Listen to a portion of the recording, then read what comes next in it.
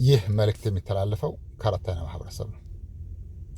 የዛሬው መልእክታችንን ልክ እንደ ወትሮው በኃያሉ አምላክ ስም እንጀምራለን። የሰማይና የምድርን የከዋክብትንም ሆነ የጨረቃን የፀሐይን ፈጣሪ ለሆነው አምላክ ምስጋናችን እናቀርባለን።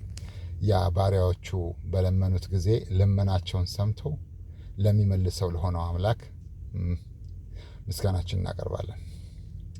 ያ ባሪያዎቹ ባዘኑ ጊዜ፣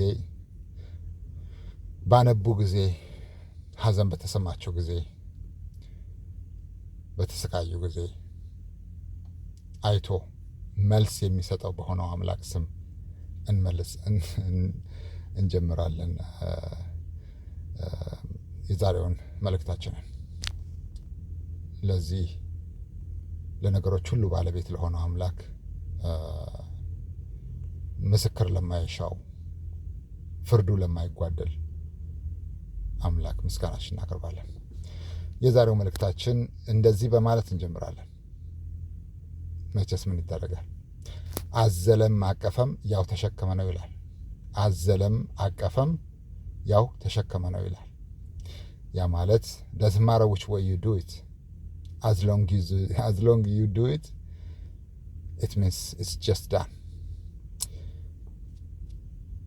በዚህ ምድር ላይ ትልቁ የሚያስፈራው፣ ትልቁ የሚያሳቅቀው፣ ትልቁ የሚያስደነግጠው ወይም ሰዎች ካጠገቡ የሚሸሹት የማይጋፈጡት ለመጋፈጥ ችሎታ የሌላቸው ነገር ቢኖር እውነት ነው። እውነት በጣም ትከብዳለች። እውነት በጣም ትከብዳለች። መራራ ነች፣ በጣም ትመራለች።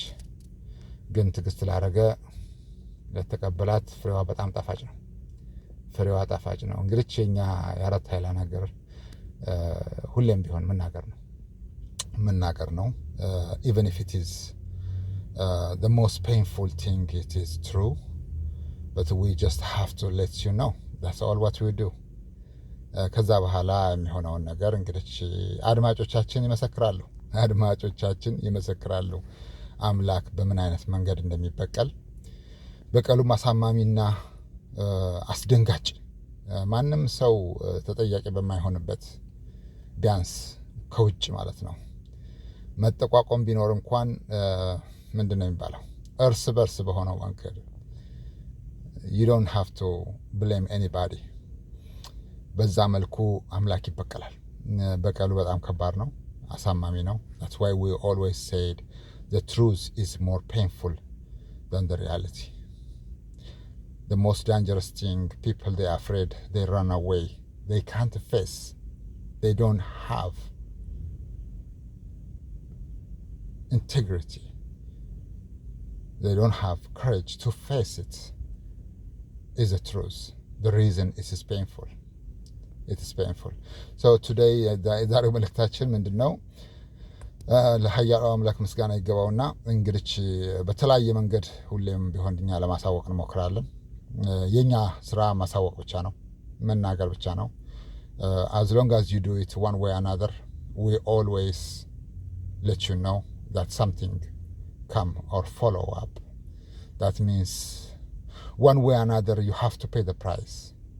You have to pay the price. There is nothing we left behind, but our main job is just to let you know. Just like that boy, he said, what you gonna do, boy? What you gonna do? He said, nothing, I'm just keep watching. I just let you know. I'm just keep watching. Remember, I'm just keep watching. What are you expecting me to do? I'm just keep watching. So እንደዛ እንደማለት ነው። ሁሌም ቢሆን እኛ የምናየውን ነገር እነግራችኋለን። ከመትከላችን በፊት አበቦ ፍሬ ሲያፈራ ፍሬውን ትበላላችሁ። ግን ሁሌም ቢሆን እንናገራለን። ምክንያቱ ደግሞ በጣም መጥፎ ነው፣ አሳማሚ ነው። እናንተ የማታውቋቸው ነገሮች እኛ ጋር አሉ። እናንተ የማትቆጣጠሯቸው ነገሮች እኛ ጋር አሉ። እናንተ የማትከላከሏቸው ነገሮች ደግሞ እኛ ጋር አሉ። የዚህ ነገር ክፋቱ ምንድን ነው? ሁሌም በሚመጣ ጊዜ አሳማሚ ነው። ለዚህ ነው የምንለው ሁሌም በአንድም ሆነ በሌላ መንገዱ ግንኙነት ካለ ከግብር ከፋይ ገንዘብ ደሞዝ ከሚከፈለው ሰው ጋር ወይም እሱ ራሱ ግንኙነት ካለው በአንድም ሆነ በሌላ መንገዱ doesn't matter which way it is ጥፋት ስታጠፉ አገርና ህዝብ ዋጋ ይከፍላል። that's all what it is።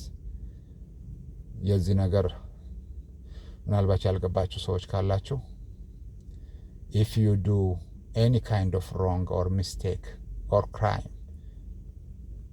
that you salary get paid by the taxpayer money or one way or another someone who have related with this person or with this group, the punishment when it comes to the nation and the country, and that will be devastating.